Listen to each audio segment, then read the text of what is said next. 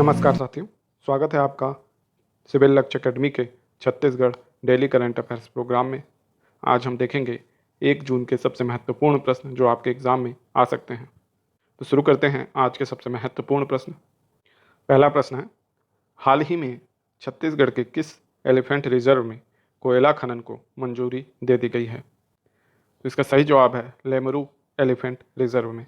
ठीक है, तो लेमरू एलिफेंट रिजर्व कहाँ स्थित है? ये कोरबा जिले में स्थित है। ठीक है, और इस एलिफेंट रिजर्व से 2 नदियाँ गुजरती हैं मुख्यतः, एक है हसदेव और दूसरी है मांड। ठीक है, और इस एलिफेंट के रिजर्व के पास में ही बांगो डैम जो है हमारा वो भी है। ठीक है, और बहुत से जो केंदाई वाटरफॉल है ये सब इसी एलिफेंट रिजर्व में है। अब यहाँ पे क्या किया गया है कि कोयला खनन की मंजूरी दे दी गई है। हालांकि अभी ये केस जो है एनजीटी में यानी नेशनल ग्रीन ट्रिब्यूनल में क्या है, पेंडिंग है, फिर भी ऐसा कर दिया गया है राज्य सरकार के द्वारा। ठीक है, तो इस एलिफेंट रिजर्व को आप याद रखिएगा, लेमरू एलिफेंट रिजर्व इस जिले में है, कोरबा जिले में। ठीक है, नेक्स्ट क्वेश्चन है, लेमरू एलिफेंट रिजर्व में खदान का संचालन कौन करेगा? Reliance group, Adani group, Birla group या टाटा ग्रुप? इसका सही जवाब है अदानी ग्रुप। अदानी ग्रुप को आप जानते हैं, ये तो ऑस्ट्रेलिया से भी अभी कोयला उत्पादन कर रहे हैं, ऑस्ट्रेलिया के आसपास है ना, वहाँ की खदानों में। ठीक है, तो बहुत बड़ा ग्रुप है अदानी ग्रुप, और इसने ही मतलब कह सकते हैं कि छत्तीसगढ़ में जो कोयला खदान है उसको अभी लिया है। ठीक है, और ये उत्पादन करेंगे। कंपनी कोई और है, लेकिन वो कंपनी किसको दे दी है खदान को? तो अदानी ग्रुप को। ठीक है, याद रखिएगा। नेक्स्ट क्वेश्चन है, छत्तीसगढ़ राज्य पर्यावरण संरक्षण मंडल की स्थापना कब हुई थी? तो इसका सही जवाब है 2001। ठीक है, तो 2001 में 25 जुलाई को सरकार ने इसको कॉन्स्टिट्यूट किया था और 31 अगस्त को ये गजट में प्रकाशित हो गई थी और नोटिफाइड हो गई थी। ठीक है, और तो आप याद रखिएगा कि जो छत्तीसगढ़ राज्य पर्यावरण संरक्षण मंडल है इसकी स्थापना 2001 में हुई। अब ये अभी चर्चा में क्यों है? चर्चा में ये है, इसलिए है क्योंकि राज्य पर्यावरण संरक्षण मंडल ने ही किसको मंजूरी दे दी? तो इसको मंजूरी दे दी आपके लेमरू टाइगर रिजर्व में, सॉरी लेमरू एलिफेंट रिजर्व में कोयला खान को। ठीक है, तो इसलिए ये चर्चा में है। ठीक है, नेक्स्ट क्वेश्चन है, लेमरू एलिफेंट रिजर्व के कोयला का उत्पादन किस मुख्य कंपनी के लिए होगा? मतलब अदानी ग्रुप इसका उत्पादन करेगी, है ना, मशीनरी अदानी ग्रुप की होगी, लेकिन किस कंपनी के द्वारा यानी किस कंपनी को वो कोयला जाएगा? इसका सही जवाब है राजस्थान विद्युत उत्पादन निगम। ठीक है, तो राजस्थान विद्युत उत्पादन निगम ने ये कोयले की खान जो है वो ली है ना, और उसके लिए उत्पादन करेगी अदानी ग्रुप। और जो ये कहाँ से उत्पादन होगा? तो लेमरू एलिफेंट रिजर्व में से। नेक्स्ट क्वेश्चन है, छत्तीसगढ़ राज्य के पर्यावरण एवं वन विभाग के मंत्री कौन हैं? ठीक है, अब ये लेमरू टाइगर रिजर्व के कारण ये भी चर्चा में आ गए हैं, तो इनका नाम भी याद रखना है आपको। तो इसका सही जवाब है मोहम्मद अकबर, या एमजे अकबर भी बोला जाता है। तो ये हैं आपके पर्यावरण एवं वन विभाग के मंत्री राज्य कैबिनेट के। ठीक है, नेक्स्ट क्वेश्चन है, छत्तीसगढ़ राज्य में खाद्य नागरिक आपूर्ति एवं उपभोक्ता संरक्षण मंत्री कौन है? ठीक है, तो इसका सही जवाब है अमरजीत भगत। तो अमरजीत भगत जो हैं खाद्य नागरिक आपूर्ति एवं उपभोक्ता संरक्षण मंत्री हैं, और वर्तमान में जो 6 भंडार गृह बनाए जा रहे हैं। ठीक है, राज्य में 6 भंडार गृह बनाए जा रहे हैं। मुख्यतः कहाँ कहाँ बनाए जाएंगे? ये रायपुर, बिलासपुर और दुर्ग में। तो इसके लिए काफ़ी ज़्यादा अमाउंट जो है स्वीकृत कर दिया गया है।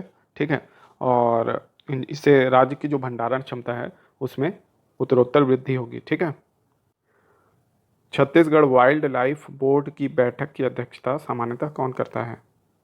तो इसका सही जवाब है मुख्यमंत्री, है ना। तो मुख्यमंत्री जो हैं वो वाइल्ड लाइफ बोर्ड की बैठक की अध्यक्षता करते हैं। और अभी जो लेमरू जो कह सकते हैं हमारा एलिफेंट रिजर्व है उसके लिए भी वाइल्ड लाइफ बोर्ड की बैठक हुई थी, ऐसा माना जा रहा है, जिसकी अध्यक्षता मुख्यमंत्री ने की होगी। लेकिन इसके कोई कह सकते हैं न्यूज में नहीं आया है, कहीं सर्च करने में ऐसा नहीं मिलता है कि वाइल्ड लाइफ बोर्ड की बैठक हुई है।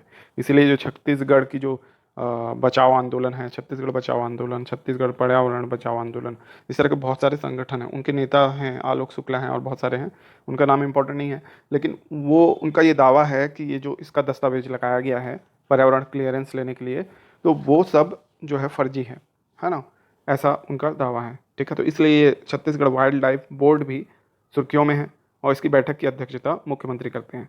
जब गुरु घासीदास को चौथा टाइगर रिजर्व राज्य ने घोषित किया, अभी राज्य से घोषित हुआ है, केंद्र से नहीं हुआ है घासीदास। तो अब भी छत्तीसगढ़ वाइल्ड लाइफ बोर्ड की बैठक की में ही वो फैसला लिया गया था, वो प्रस्ताव कहाँ भेजा गया है, केंद्र में भेजा गया है। ठीक है, तो इसको याद रखिएगा। नेक्स्ट क्वेश्चन है, छत्तीसगढ़ टूरिज्म बोर्ड का गठन कब किया गया? तो इसका सही जवाब है 2002 में। ठीक है, तो छत्तीसगढ़ जो टूरिज्म बोर्ड है उसका गठन 2002 में हुआ है। और आप जानते हैं इस समय टूरिज्म जो है छत्तीसगढ़ का लगातार बढ़ रहा था, लेकिन ये लॉकडाउन की वजह से अभी कम हो गया है। नहीं तो बस्तर क्षेत्र में जो टूरिज्म का विकास हुआ है, हमारे क्षेत्र में भी बहुत सारे विकास कार्य हुए हैं। जैसे सरगुजा क्षेत्र में बहुत सारे विकास कार्य हो रहे हैं, अमृत धारा का डेवलपमेंट, झुमका बांध का डेवलपमेंट और भी बाकी चीज़ें। ठीक है, तो ये बोर्ड हमेशा सुर्खियों में रहता है, इसलिए इसको याद रखिएगा। अब देखते हैं छत्तीसगढ़ सामान्य ज्ञान के कुछ प्रश्न।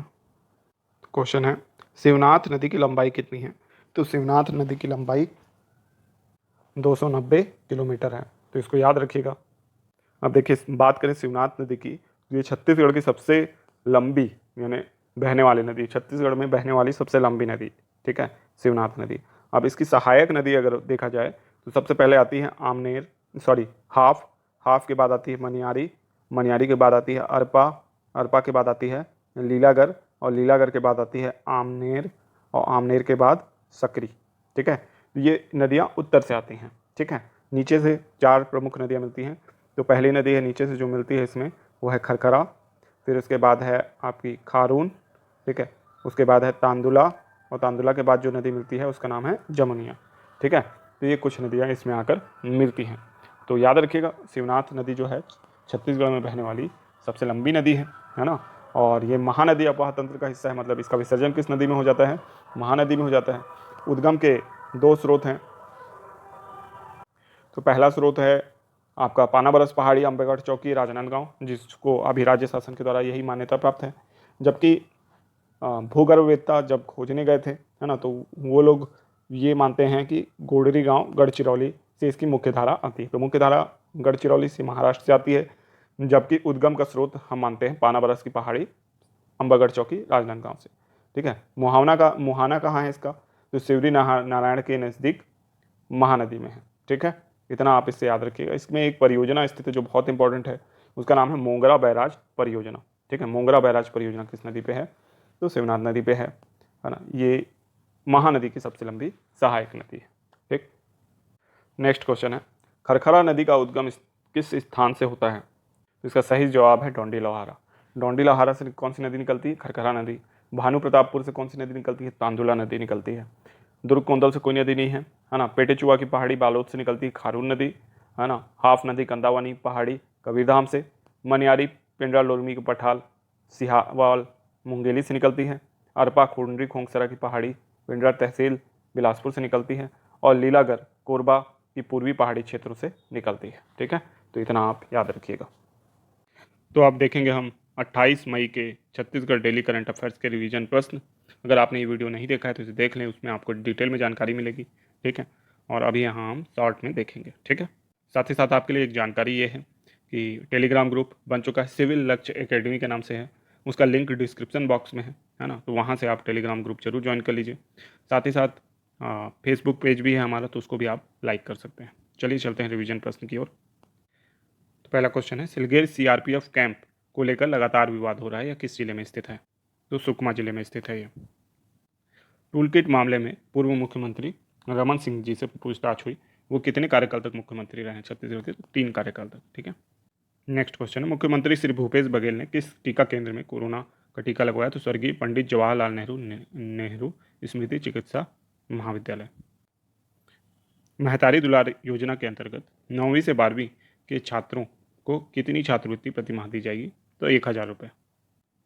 27 मई को छत्तीसगढ़ के किस प्रसिद्ध कहानीकार, निबंधकार एवं साहित्यकार की जयंती थी? तो पद्मलाल पुन्नालाल बख्शी जी की। तो ये आज के दिन का होमवर्क क्वेश्चन है आपका। महतारी दुलार योजना कब से प्रारंभ हुई है?